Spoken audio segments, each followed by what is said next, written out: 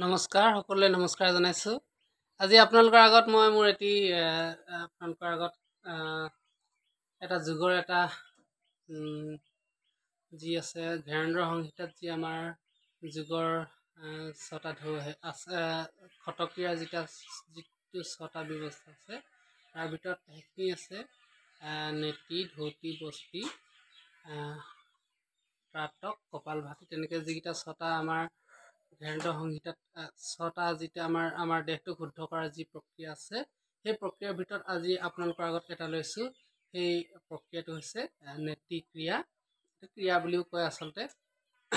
আপোনালোকে এই নেতিক্ৰিয়াৰ যোগেদি আপোনালোকৰ যি চাইনাছ সম্বন্ধীয় ৰোগ, ধৰক আপোনাৰ চাইনাছ ৰোগ বহুতৰ হয়, ধৰক মূৰৰ খুব বিষ হৈ থাকে, তেনেকুৱা ধৰণৰ, আৰু চকুৰ কিছুমান বেমাৰ আজাৰ হয় যে চকুৰ ৰিলেটেড যিবিলাক বেমাৰ আজাৰ, ধৰক অলপ কম দেখা কিবা তেনেকুৱা ধৰণৰ হয়, ধৰক এইডোখৰত আমাৰ খুব অতিপাতকৈ বিষ হয়। কেতিয়াবা কিছুমান বেমাৰ কি হয়, মেডিকেল কৰাৰ পিছতো আমাৰ ভাল নহয়। গতিকে সেইবিলাক আমি অতি সহজতে আমি ঘৰতে নিজে ভাল কৰিব পাৰোঁ। আপোনালোকৰ তাৰ বাবে লাগিব এটা নেতি পাত্ৰ। এই নেতি পাত্ৰ আপোনালোকৰ নহ'লেও ধৰক ঘৰতে যদি আপোনালোকৰ নাকলৈ পানী নিব পৰা কিবা এটা ব্যৱস্থা যদি হয়, তেনেকৈ সুবিধা হ'ব আপোনালোকৰ।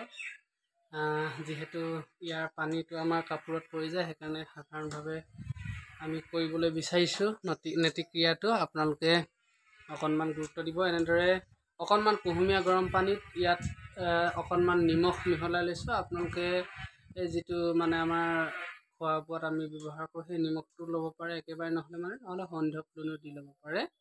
এতিয়া আমি ইয়াত পানীটো ভৰাই লৈছোঁ, কুহুমীয়া গৰম পানীটো অলপ কুহুমীয়া হৈ থাকিব লাগে।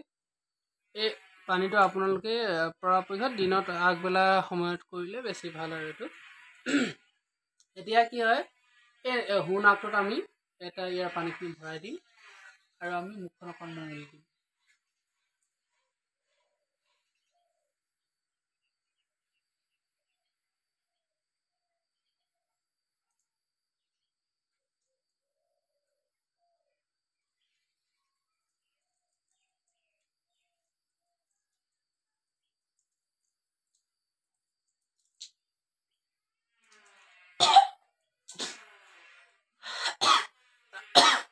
এই নাকটোত আমি ইয়াৰ এটা বিন্ধা ভৰাই দিলোঁ।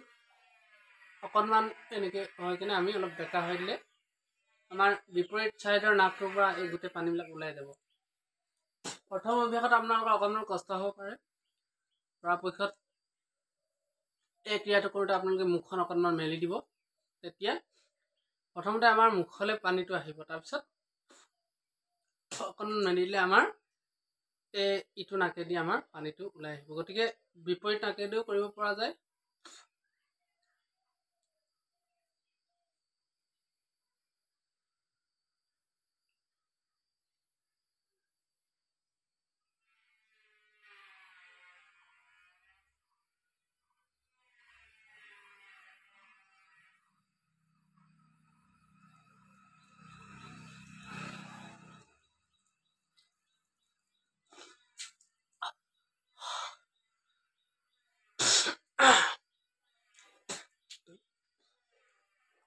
আপোনালোকে ইয়াৰ লাভালাভ বিষয়ে ক'লোঁ। গতিকে এইটো আপোনালোকে চেষ্টা কৰক, আপোনালোকে ঘৰতে কৰক।